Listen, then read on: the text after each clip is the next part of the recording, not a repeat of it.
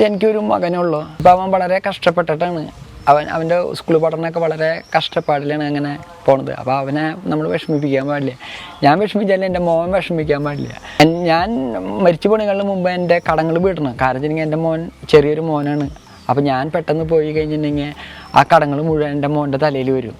അപ്പോൾ അവൻ പാവനും കൂടെ പറപ്പുകൾ ആരും ഇല്ല. പല വലിയ ആൾക്കാരുടെ മുമ്പിലും കൈ നീട്ടി. അപ്പോൾ ആരും അതിന് എല്ലാവരും സഹായിക്കാന്ന് പറയല്ലാണ്ട് ആരും ഇതുവരെ സഹായിക്കാനൊന്നും വന്നിട്ടില്ല. എനിക്ക് വേറൊരു സ്ഥലത്ത് പോയി കഴിഞ്ഞാൽ എനിക്ക് വാടക കൊടുക്കാനായിട്ട് എനിക്കില്ല.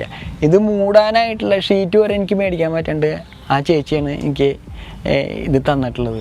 പിന്നെ ആ ചേച്ചി എനിക്ക് അത് തന്നെയല്ല, ഞാൻ ഇതിൻ്റെ മുമ്പ് ഒരു ചെറിയൊരു ബുദ്ധിമുട്ട് വിഷമമൊക്കെ വന്നു, പനിയും കാര്യങ്ങളൊക്കെ വന്നു. ആ ചേച്ചി എനിക്ക് മരുന്ന് ഓൺലൈനിൽ വരുത്തിച്ചിട്ട് വരെ എനിക്ക് തന്നതായാലും ആ ചേച്ചി എനിക്ക് മറക്കാൻ പറ്റില്ല. ഒരു ചേട്ടൻ്റെ വളരെ കാലത്തെ ആഗ്രഹം, അദ്ദേഹം ആ മനസ്സിലെ ആഗ്രഹം കൊണ്ട് ഉണ്ടാക്കിയ ഒരു മെഷീനാണ് ഇന്ന് ഇങ്ങനത്തെ ഒരു പറമ്പിൽ കിടന്ന് തുരുമ്പെടുത്തുകൊണ്ടിരിക്കുന്നത്. അപ്പോൾ ആ മെഷീനും ആ മെഷീനുള്ള കുറേ ഗുണങ്ങളും അതെന്തൊക്കെയാണെന്നുള്ളത് നമുക്ക് പറഞ്ഞു തരലാണ് ഇന്നത്തെ വീഡിയോ.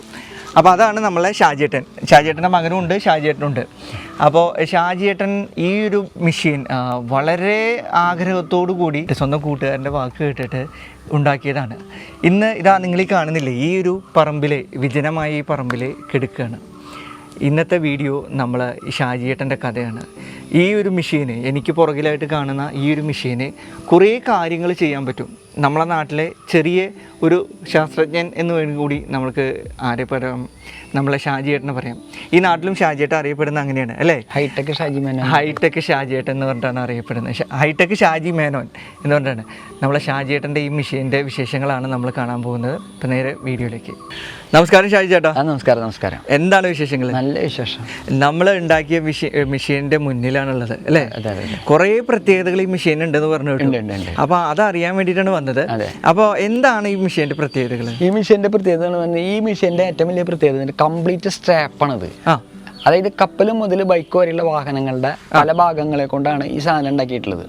ഇതിലൊന്നും നല്ലതില്ല, കംപ്ലീറ്റ് സ്ട്രാപ്പ്. ഇപ്പൊ ഇതില് 3 മോട്ടറുകൾ വർക്ക് ചെയ്യുന്നുണ്ട്.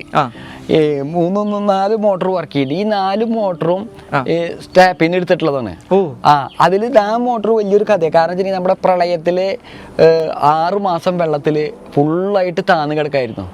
അത് ഞാൻ ചെന്ന് വാങ്ങിക്കാൻ കാലത്ത് അങ്ങോട്ട് എന്നോട് പറഞ്ഞു, ഇത് കൊണ്ടുപോയിട്ട് കാര്യമില്ല. കാരണം എന്താ വെച്ചാൽ ഇത് 5-6 മാസം 5-6 അടി താഴ്ചയില് വെള്ളത്തിൽ കിടക്കുന്ന സാധനമായിരുന്നു. അപ്പൊ അതുകൊണ്ട് കാര്യമില്ല എന്ന് പറഞ്ഞു. അപ്പൊ അങ്ങനെ കൊടുന്ന മോട്ടറാണ് നമ്മള് നന്നാക്കി ഇന്നിപ്പോ ഈ മെഷീനിൽ വെച്ചിരിക്കുന്നത്. അതാണ് മെയിൻ മോട്ടർ. അതെന്തിനാണ് നമ്മൾ ഉപയോഗിക്കുന്നത്? അത് കട്ടിങ്ങിന് കിടച്ചലിനും ആ മോട്ടർ ഉപയോഗിക്കുന്നത്. അത് 2ന്റെ മോട്ടറാണ്. അപ്പൊ നമുക്കിവിടെ ആദ്യം ഒരു മോട്ടർ ഡ്രില്ല് പോലത്തെ മെഷീൻ. അപ്പൊ അതിനെ കുറിച്ച് പറയാം നമുക്ക്. ഇത് ഡ്രില്ല് ചെയ്യണ ഭാഗമാണ്. ഈ ഡ്രില്ലിങ് ഇതിനിപ്പോ മരം ഹോളിടാം, ഇരുമ്പ് ഹോളിടാം, പിന്നെ മറ്റുള്ള ലോഹങ്ങൾ ഏത് വേണമെങ്കിലും നമുക്ക് ചെയ്യാം. അപ്പൊ അതിന് ഒരു സ്റ്റോപ്പറൊക്കെ ഉണ്ട്. ഈ സ്റ്റോപ്പർ എന്തിനാ ഉപയോഗിക്കുന്നത്? സ്റ്റോപ്പർ നമുക്ക് ആവശ്യത്തിനനുസരിച്ച് ഇപ്പൊ വലിയ ഹോളിടണം, അതിന് പൊന്തിക്കാനും താത്താനൊക്കെ വേണ്ടിയിട്ടാണ് ഈ സ്റ്റോപ്പർ ഉപയോഗിക്കുന്നത്. അപ്പൊ അതിന്റെ പ്രവർത്തനം എങ്ങനെ? ഇതിന് ഹൈഡ്രോളിക് ആണോ ഉപയോഗിക്കുന്നത്? ഇത് ഒറിജിനൽ ഹൈഡ്രോളിക് അല്ല. കാണുമ്പോൾ ഇത് ഹൈഡ്രോളിക് ആയിട്ട് തോന്നും. ഇത് ഒറിജിനൽ ഹൈഡ്രോളിക് അല്ല, ഇത് ഡൂപ്പാണ് സാധനം. ഇത് മറ്റേ ബൈക്കിന്റെ ഷോക്കപ്പ് ഉപയോഗിച്ചിട്ടാണ്. അപ്പൊ നമ്മളത് ഹൈഡ്രോളിക് പോലെ നമ്മളെ ആവശ്യത്തിന് അപ്പൊ നമുക്ക് ഇത് ലോക്ക് ഉണ്ട്. ഇത് കൂട്ടാൻ മറ്റേ ഹൈഡ്രോളിക് ആകുമ്പോൾ നമുക്ക് അതിന്റെ ഇത് മറ്റേ ലിവർ ഇതാക്കി കഴിഞ്ഞാൽ പൊന്തും താഴും. അത് ഓയിലിൽ അതൊക്കെ ചെലവുകൾ കൂടുതലുള്ളത്. ഇത് നമ്മൾ ചെലവ് കുറച്ചിട്ടുണ്ടാക്കുന്ന സാധനമാണ്. അപ്പൊ ഇതിന്റെ പ്രവർത്തനം എങ്ങനെയാ വരുന്നത്? ഇതിന്റെ പ്രവർത്തനം നമുക്ക് ഈ ലോക്ക് ഇങ്ങനെ തുറന്നിട്ട് നമുക്ക് ഇതിപ്പോ ഓയിൽ ഇല്ലാത്തത് കൊണ്ടാണ് ഇത്തിരി ടൈറ്റ് വരും. അപ്പൊ ഇതിങ്ങനെ പൊക്കാനും താത്താനും പറ്റും. കണ്ടോ, നമുക്ക് എത്രയ്ക്ക് ആവശ്യത്തിന് പൊക്കണമെങ്കിൽ പൊക്കാം, അതുപോലെ താത്താം. അത് കഴിഞ്ഞ് നമുക്ക് എത്രയ്ക്ക് വേണ്ടെങ്കിൽ ഇവിടെ ലോക്ക് ചെയ്യാം. നമുക്ക് അങ്ങനെ ലോക്ക് ചെയ്ത് വെക്കാം. അതായത് ഹൈറ്റ് നമുക്ക് അഡ്ജസ്റ്റ് ചെയ്ത് വെക്കാം. ഇപ്പൊ ഇവിടെ ഈ പറമ്പിൽ കിടന്ന് വെള്ളമൊക്കെ കൊണ്ടിട്ടാണ് അതിപ്പോ ടൈറ്റ് ആയിട്ടുള്ളത്. അപ്പൊ അതാണ് ആ ഡ്രില്ലിംഗ് മെഷീന്റെ പ്രത്യേകത. നമുക്ക് ഏത് ഹൈറ്റിൽ വേണമെങ്കിൽ അഡ്ജസ്റ്റ് ചെയ്യാം. ഇനി അടുത്തത് എന്താണ്? അടുത്തത് ഇവിടെ ആണെങ്കിൽ നമുക്ക് ടൂളുകൾ എന്ത് ടൂളുകൾ വേണമെങ്കിലും നമുക്ക് രാവി എടുക്കാം. അതായത് ഗ്രൈൻഡ് ചെയ്യാം. അതായത് ഇപ്പൊ നമുക്ക് ഇതിപ്പോ വർക്ക് ചെയ്യുമ്പോൾ ഇതിൻ്റെതായിട്ടുള്ള ടൂളുകളൊക്കെ ഉണ്ടാവും. അപ്പൊ അതിന് നമുക്ക് വേറെ സെപ്പറേറ്റ് ആയിട്ട് വേറെ പുറത്തേക്ക് കൊണ്ടുപോകാനോ ഒന്നും നിൽക്കേണ്ട കാര്യമില്ല. അതായത് എനിക്ക് തോന്നുന്നു ഗ്രൈൻഡർ പല HP-ലും പല സൈസിലും പറ്റും. ഇത് എത്ര HP-യുടെ മോട്ടർ? ഇതിപ്പോ 1/2 വെച്ചത്. കാരണം വെച്ചിട്ടുണ്ടെങ്കിൽ ഇതുമേലേക്ക് ഇപ്പൊ ഇതിന്റെ ആവശ്യമുള്ളൂ. നമുക്ക് ഇനിയിപ്പോ ഇത് ഹെവി ആയിക്കണമെങ്കിൽ ഇതിന്റെ മോട്ടർ മാത്രം മാറ്റിയാൽ മതി. മറ്റുള്ള കാര്യങ്ങൾ ഇതുപോലെ തന്നെ. അപ്പൊ ഗ്രൈൻഡിങ് ആണ് അതിൽ നടക്കുന്നത്. ഓക്കെ. അപ്പൊ ഡ്രില്ല് കണ്ടു, ഗ്രൈൻഡിങ്ങിന്റെ ഇത് കണ്ടു. ഇനി അടുത്തത് എന്താ നമുക്ക് കാണാനുള്ളത്? നമുക്ക് കടഞ്ഞെടുക്കാന്നുള്ളത്. ഇതിപ്പോ മരം കടയുന്ന ഇതാക്കിയിട്ടാണ് ചെയ്തിട്ടുള്ളത്. ഇത് നമ്മൾക്ക് ഇരുമ്പ് കടയണമെങ്കിൽ ഇതിന്റെ ഈ സാധനം ഇവിടുന്ന് മാറ്റിയിട്ട് മറ്റേ ഒരു വയസ്സ് ഉണ്ട്, ആ വയസ്സ് പിടിപ്പിച്ച് ഇരുമ്പ് കടയാം. പിന്നെ നമുക്ക് ചെമ്പ് പിച്ചലോട് ഇതുപോലെ തന്നെ എന്ത് സാധനം വേണം കടയാം, അതിന് അതിൻ്റെ ഒരു വയസ്സ് ഉണ്ട്. അപ്പൊ ആ വയസ്സ് ഉപയോഗിച്ച് കഴിഞ്ഞാൽ ഇവിടെ കിടച്ചൽ നടക്കും. ഇത് കഴിഞ്ഞ് ഇവിടെ കട്ടിങ് നടക്കും. ആ ബാലസ്റ്റ് ഭാഗത്ത് കട്ടിങ് നടക്കാം. അതായത് ഇതിന്റെ പ്രത്യേകത എന്താ വെച്ചിട്ടുണ്ടെങ്കിൽ ഇതില് ഇപ്പൊ മരം കട്ട് ചെയ്യണമെങ്കിൽ മരം കട്ട് ചെയ്യാം. ഇപ്പൊ നമുക്ക് ഇരുമ്പ് കട്ട് ചെയ്യണമെങ്കിൽ ആ വീല് മാറ്റി ഇരുമ്പ് കട്ട് ചെയ്യാം. അതിന് എവിടെയാണ് നമ്മളെ കട്ടിങ് വീലൊക്കെ വരുന്നത്? കട്ടിങ് വീല് ഇതിന്റെ ഉള്ളിൽ ഈ പലക്കുണ്ടല്ലോ, ഇതൊക്കെ ഇങ്ങനെ എടുക്കാൻ പറ്റും. അപ്പൊ അതിന്റെ ഉള്ളിൽ നമുക്ക് കട്ടിംഗ് വീല് വരുന്നുണ്ട്. കട്ടിംഗ് ഇല്ലാത്ത സമയത്ത് നമുക്ക് അടച്ചു വെച്ച് കഴിഞ്ഞാൽ ഇത് വലിയൊരു ടേബിൾ പോലെ ഉപയോഗിക്കാം. അപ്പൊ അതാണ് കട്ടിങ്ങിന്റെ നടക്കുന്നത്. അവിടെ കുറച്ച് പൈപ്പ് ഒക്കെ ഇരിക്കുന്നുണ്ട്, അതെന്താണ്? ഇത് സ്റ്റോപ്പറാണ്. ഇതിപ്പോ നമ്മളിപ്പോ കട്ട് ചെയ്യുന്ന സമയത്ത് പല കമ്പനികളിലും നമ്മൾ ഈ കട്ടിങ് സ്ഥലത്ത് കാണാം, നമുക്ക് വർക്കേഴ്സിന്റെ ബെരലുകൾ പോയിട്ട്, ഇപ്പൊ എന്റെ ബെരൽ പോയിട്ടുള്ളത് തന്നെയാണ്. അപ്പൊ ഞാൻ അന്ന് ചേട്ടന്റെ അടുത്ത് വർക്ക് ചെയ്യുമ്പോഴാണ് എന്റെ ഈ ബെരൽ പോയത്. അപ്പൊ അന്ന് ഇങ്ങനെയുള്ള സംവിധാനങ്ങളൊന്നും ഇല്ല. അപ്പൊ ഞാൻ ആ അപകടം വരുമ്പോ അപകടങ്ങൾ ഇല്ലാണ്ടിരിക്കാൻ വേണ്ടിയിട്ടാണ് ഇപ്പൊ ഈ മെഷീനിലത്തെ ഏറ്റവും വലിയൊരു പ്രത്യേകത ഇതിൽ അപകടങ്ങളില്ല. സ്റ്റോപ്പർ ഇതിപ്പോ കട്ട് ചെയ്യുന്ന സമയത്ത് നമുക്ക് എത്ര വീതിയിലാണോ അത് കട്ട് ചെയ്യുന്ന വെച്ചിട്ടുണ്ടെങ്കിൽ ഈ സ്റ്റോപ്പർ നമുക്ക് അങ്ങോട്ടും ഇങ്ങോട്ടും ഇതിപ്പോ ഫിറ്റ് ചെയ്തിട്ടില്ല, അത് അങ്ങോട്ടും ഇങ്ങോട്ടും ഇങ്ങനെ നീക്കാം.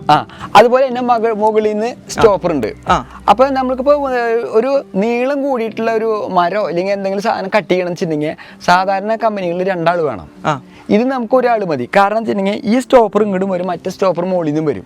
അപ്പൊ ഇതിന്റെ ഉള്ളിൽ കൂടെ ഈ തുരങ്കത്തിന്റെ ഉള്ളിൽ കൂടെ വണ്ടി പോകണം. ഇതിന്റെ ഉള്ളിൽ കൂടെ പോകുമ്പോ എത്രയോ നീളത്തിൽ പോയാലും ഒരാളുടെ ആവശ്യമുള്ളൂ. ഫർണിച്ചറുകാർക്കാണെങ്കിൽ നമുക്ക് വേറെ ഒന്നും വേണ്ട. അവർക്ക് അത് ഇത് കട്ട് ചെയ്യണം, മരം കടയണം, മരം ഹോൾ ഇടണം, മരം മിനുസപ്പെടുത്തണം, അവര് ടൂളുകളിലാവണം. അതാണ് ഫർണിച്ചറിന് വേണ്ടത്. ഫർണിച്ചറിന്റെ മേഖലയുള്ളവർക്കാണ് ഈ മെഷീൻ ഉപയോഗിക്കാൻ പറ്റും കൂടുതൽ. പിന്നെ അത് കൂടാണ്ട് ഇപ്പൊ നമുക്കിപ്പോ ഫർണിച്ചർ ഇപ്പൊ എല്ലാ മേഖലയും ഇപ്പൊ നിലനിന്നൊന്നും വരില്ലല്ലോ. ഇപ്പൊ ഞാനായാലും വേറൊരാളെ ഒരു മെഷീൻ വാങ്ങിച്ചു. ഇപ്പൊ ഞാനല്ല, വേറൊരാൾ വന്നൊരു മെഷീൻ വാങ്ങിച്ചു. ഈ മെഷീൻ വാങ്ങിച്ച് അയാൾ ചെയ്യുന്ന തൊഴിലിന് ഇപ്പൊ എന്തെങ്കിലും ഒരു ഇത് വന്നിട്ട് അയാൾ ആ കമ്പനി നിർത്തുകയാണെങ്കിൽ അയാൾക്ക് ഈ മെഷീൻ കൊടുക്കണ്ട, അയാൾക്ക് ഈ മെഷീനിൽ വേറെ ജോലികൾ ചെയ്യാം. അങ്ങനെ ഒരു സംവിധാനം ചെയ്തിട്ടുണ്ട്. അപ്പൊ നമുക്ക് ഇപ്പൊ ഈ മരം കട്ട് ചെയ്യണ വീല് മാറ്റിയിട്ട് ഇരുമ്പ് കട്ട് ചെയ്യണ വീല് ഇട്ട് ഇരുമ്പ് കട്ട് ചെയ്യാം. അപ്പൊ വെൽഡിംഗ് ഏരിയ അങ്ങനെയുള്ള ആളുകൾക്ക് ഉപയോഗിക്കാം. പിന്നെ നമുക്ക് വേണമെങ്കിൽ ചെമ്പ് പിച്ചലോട് അങ്ങനെയുള്ള സാധനങ്ങൾ വേണമെങ്കിൽ അതിനുള്ള വീലുണ്ട്, അതിന്റെ. പിന്നെ ഇതിന്റെ മറ്റൊരു പ്രത്യേകത എന്താണെന്ന് വെച്ചിട്ടുണ്ടെങ്കിൽ ഇതിനൊരു ഗിയർ ഉണ്ട്. ഗിയർ ഉണ്ട്.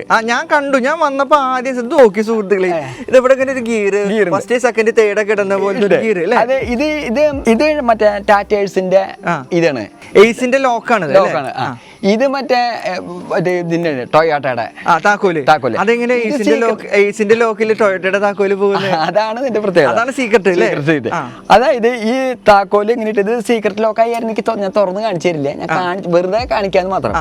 ഈ സാധനം ഇങ്ങനെ ഇട്ട് കഴിഞ്ഞാൽ ഇത് ഫസ്റ്റ് സെക്കൻഡിൽ, അതായത് ഈ ഗിയർ മാറ്റണമെങ്കിൽ ഈ താക്കോൽ. എന്താണ് നമ്മൾ ഗിയർ കൊണ്ട് ഉദ്ദേശിക്കുന്നത്? ഗിയർ കൊണ്ട് ഉദ്ദേശിക്കുന്നത് എന്താ വെച്ചിട്ടുണ്ടെങ്കിൽ നമ്മളിപ്പോ ഇതും ഒരു മോട്ടറിലാണ് വർക്ക് ചെയ്യുന്നത്.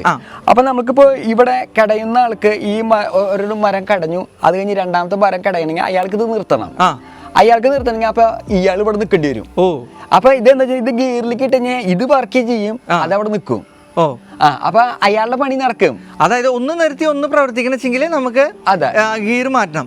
എല്ലാം ഒരുമിച്ച് പ്രവർത്തിച്ച് ഒരു മോഡിലിട്ടാലും വർക്ക് ചെയ്യും. അപ്പൊ നമ്മൾ പറഞ്ഞത് ഗിയർ സിസ്റ്റം ആണ്. അതായത് അവിടെ ഉള്ള ഗിയർ സിസ്റ്റം ആണ് പറഞ്ഞത്. അതിന്റെ അടുത്ത് കുറച്ച് സ്വിച്ചുകളും കാര്യങ്ങളൊക്കെ ഉണ്ട്. അപ്പൊ അതെന്താണെന്ന് കൂടി പറഞ്ഞ സ്വിച്ചുകൾ എന്താ വെച്ചിട്ടുണ്ടെങ്കിൽ ഇതിപ്പോ 2 ലൈനിൽ കറണ്ട് ഉണ്ടോ എന്ന് അറിയാൻ വേണ്ടിട്ട് ഇൻഡിക്കേഷൻ ആണ്. അപ്പൊ ചിലപ്പോ നമ്മളിപ്പോ മോട്ടർ വിടുന്ന സമയത്ത് ചിലപ്പോ മോട്ടറിന്റെ കംപ്ലൈന്റ് ആവും. അതെ. അപ്പൊ നമ്മൾ ചിലപ്പോ കറണ്ട് പോയിട്ടാണ് മോട്ടർ വർക്ക് ചെയ്യാത്തത്. അത് പറഞ്ഞിട്ട് പണി നിർത്തുന്ന ആൾക്കാരുണ്ട്. അങ്ങനെ പണി നിർത്തി പോകും. അപ്പൊ നമുക്ക് അതിൽ കുഴപ്പമില്ല, കൺഫ്യൂഷൻ വേണ്ട. ഇവിടെ നോക്കിയാൽ മതി, ഇതിൽ നോക്കിയാൽ മതി. ഇതിൽ കറണ്ട് വരുന്നുണ്ടോ നോക്കാം. കറണ്ട് വരുന്നിട്ട് മോട്ടർ തിരിഞ്ഞില്ലെങ്കിൽ നമുക്കറിയാം ഓട്ടോമാറ്റിക് ഇത് മെഷീന് മോട്ടറിന് എന്തെങ്കിലും കംപ്ലൈന്റ് പറ്റിയിട്ടുണ്ട് എന്നുള്ളത് അറിയാം. ഇതിപ്പോ നമ്മൾ കണക്ഷൻ അറിയാൻ വേണ്ടിട്ട് ഇത് ഈ സ്വിച്ച് ഇവിടെ വെച്ചിട്ടുണ്ടെങ്കിൽ ഈ മെഷീൻ നമ്മളെ പുറത്തുനിന്നുള്ള ഒരാളെ വിളിക്കണമെങ്കിൽ ഹോൺ അടിച്ച് വിളിക്കാം. അതായത് ഇതിൽ പതുക്കെ നിങ്ങളുടെ ഇത് അടിക്കുമ്പോ ഹോൺ, അതായത് എയർ ഹോൺ ആണ്. അത് നല്ല സൗണ്ട് ഉണ്ട്. അത് 3 തരത്തിലുള്ള സൗണ്ട് ഉണ്ടാവും. അപ്പൊ ഈ ഇവിടെ നിൽക്കുന്ന മെയിൻ ആളുകൾക്ക് ആ ബട്ടൺ അമർത്തി കഴിഞ്ഞാൽ എന്താണ് ഹെൽപ്പേഴ്സിനെ വിളിക്കുക മനസ്സിലാക്കാം. അപ്പൊ ഇനി ഇതിലെന്താ അടുത്തത് വരുന്നത്? ഇനിയിപ്പോൾ ഈ പിന്നെ ഈ മറ്റുള്ളൊരു പ്രത്യേകത എന്ന് വെച്ചിട്ടുണ്ടെങ്കിൽ ഇപ്പോൾ ഏത് ജോലിയാണ് ചെയ്യണമെന്ന് വെച്ചിട്ടുണ്ടെങ്കിൽ അവർക്ക് അവരുടെ മെറ്റീരിയൽ വെക്കാനായിട്ട് സ്റ്റാൻഡുകൾ സ്റ്റാൻഡ് ഉണ്ട്. ഇവിടെയൊക്കെ താഴെ നമ്മൾ നോക്കുമ്പോൾ കുറെ ഹൈഡ്രോളിക്കിന്റെ പോലെ ഇത് കാണാണ്ട്. ഇത് നമുക്ക് ആവശ്യത്തിന് ഇങ്ങോട്ട് വലിക്കാം, ആവശ്യം കഴിഞ്ഞാൽ അങ്ങോട്ട് തള്ളി വെക്കാം. ഓ, അപ്പൊ ഇവിടെ മരം കട്ട് ചെയ്യുന്ന ആൾക്ക് ഇവിടെ ഒരു സ്റ്റാൻഡ് ഉണ്ട്. ഓ, ഇവിടെ കിടച്ചലിനുകാരന് ഇവിടെ ഒരു സ്റ്റാൻഡ്, അവിടെ ഒരു സ്റ്റാൻഡ് ഉണ്ട്. ഡ്രില്ലിങ്ങുകാരന് അവിടെ ഒരു സ്റ്റാൻഡ് ഉണ്ട്. ഗ്രൈൻഡ് മറ്റേ ബഫ് ചെയ്യുന്നവർക്ക് അവിടെ ഒരു സ്റ്റാൻഡ് ഉണ്ട്. ഇതൊക്കെ ആവശ്യം കഴിഞ്ഞത് മുഴുവൻ ഉള്ളിലേക്ക് മടക്കി വെക്കാം.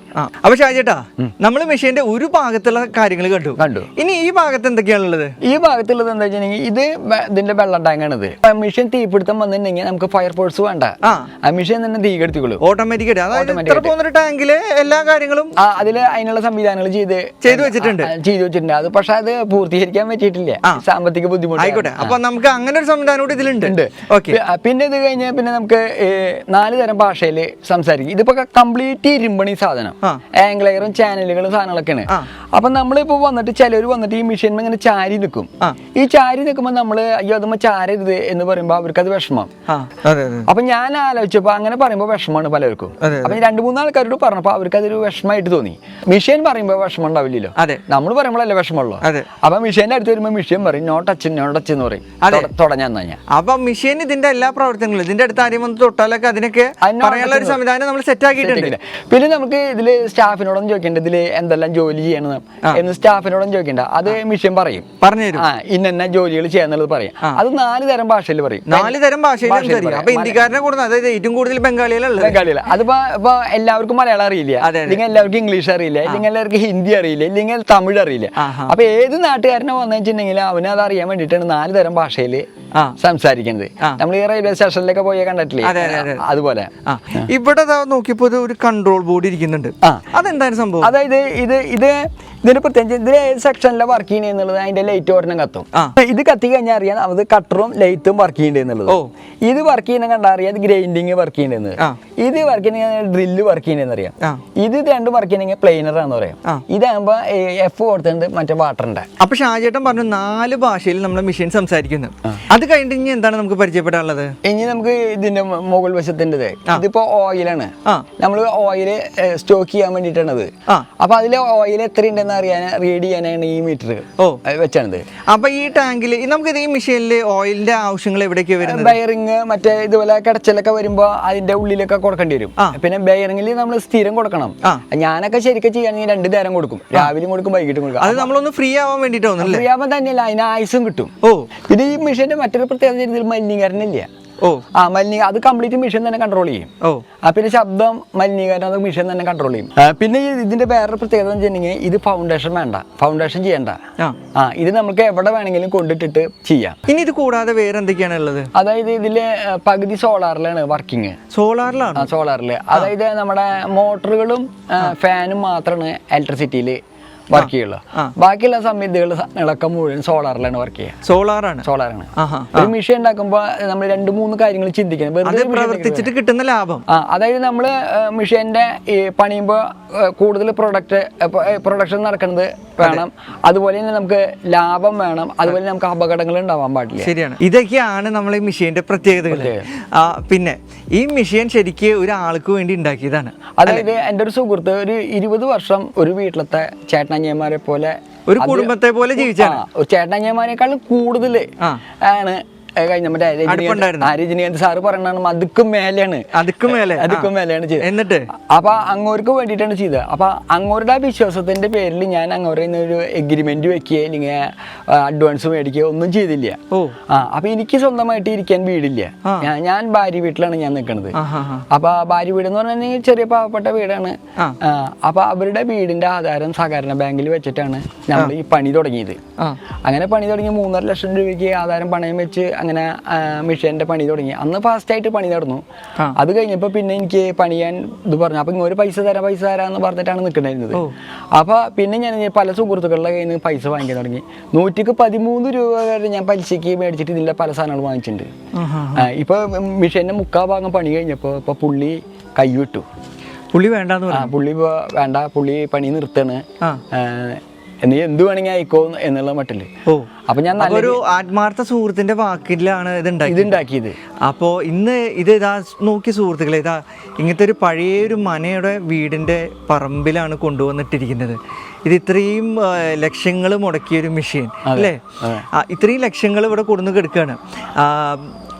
ഇത് ഷാജിയേട്ടന് തന്നെ എന്തെങ്കിലും ജോലികൾക്കായിട്ട് ഉപയോഗിച്ചുകൂടെ? ഇതിൽ ജോലികൾ ചെയ്യാണെന്നുണ്ടെങ്കിൽ ഇത് പൂർത്തീകരിക്കണമെങ്കിൽ 4 ലക്ഷം റുപ്യ വേണം. ഇനി 4 ലക്ഷം വന്നാലേ നമ്മുടെ ഈ പറഞ്ഞ സംവിധാനം വരുള്ളൂ.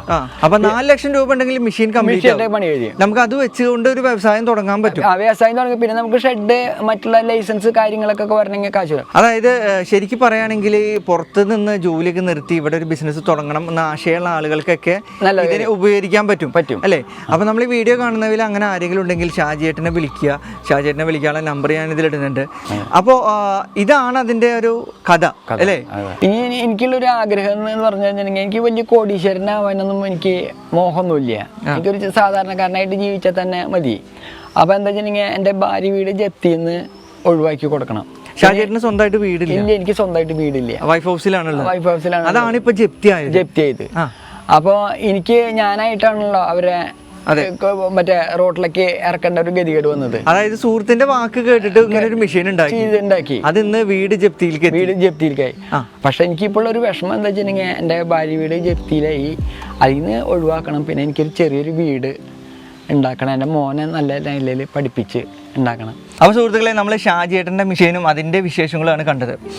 നമ്മൾ ഈ കൂട്ടത്തിൽ ഈ വീഡിയോ കാണുന്ന ആർക്കെങ്കിലും നമ്മളെ ഷാജി ചേട്ടനെ സഹായിക്കാൻ സാധിക്കുമെങ്കിൽ ഷാജി ചേട്ടൻ്റെ കോൺടാക്ട് നമ്പർ ഞാൻ ഈ വീഡിയോൻ്റെ താഴെ ഇടുന്നുണ്ട്. അദ്ദേഹത്തിൻ്റെ അക്കൗണ്ട് നമ്പറും കൂടെ കൂട്ടുന്നു. തീർച്ചയായിട്ടും എത്രയും പെട്ടെന്ന് സഹായിക്കണം. കാരണം വീടിന് ജപ്തിയൊക്കെ വന്നിരിക്കുകയാണ്. സുഹൃത്തിൻ്റെ ഒരു വാക്ക് കേട്ടുകൊണ്ട് ആ ഒരു വാക്കിലുണ്ടാക്കിയ ഒരു മെഷീൻ, കുറേ പ്രത്യേകതകളുള്ള മെഷീൻ, ഇന്ന് വളരെയധികം ബുദ്ധിമുട്ടിലാണ് അദ്ദേഹം ഉള്ളത്. ഇദ്ദേഹത്തെ പോലെ കഴിവുള്ള കുറേ ആളുകൾ നമ്മുടെ നാട്ടിലുണ്ട്. അവരൊക്കെ പ്രോത്സാഹിപ്പിക്കേണ്ടത് നമ്മുടെ കടമയാണ്. തീർച്ചയായിട്ടും നമ്മൾ ഈ വീഡിയോ കാണുന്ന സുഹൃത്തുക്കൾ സഹായിക്കുമെന്ന് തന്നെയാണ് വിചാരിക്കുന്നത്. അപ്പോൾ സുഹൃത്തുക്കളെ, ഷാജി ചേട്ടനെ പോലെ മറ്റൊരു വ്യക്തിയുമായിട്ട് നമുക്ക് അടുത്ത വീഡിയോയിൽ കണ്ടുമുട്ടാം എന്ന് പറഞ്ഞുകൊണ്ട് ഞാൻ നിർത്തുന്നു. നന്ദി, നമസ്കാരം.